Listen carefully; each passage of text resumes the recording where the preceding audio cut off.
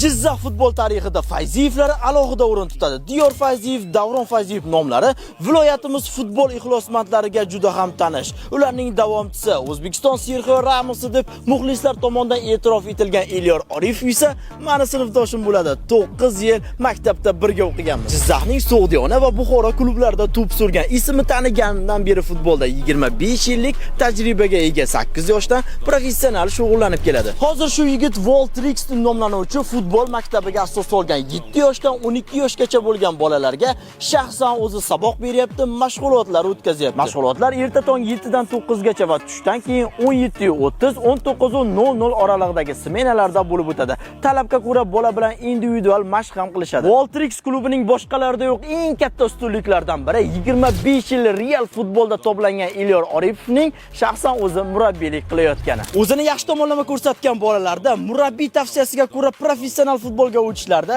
imkoniyat katta bo'ladi. Farzandlari jismonan sog'lom bo'lishi yoki futbolda karyera qilishini xohlagan ota-onalar hech ikkilamay bu klubga olib kelishingiz mumkin.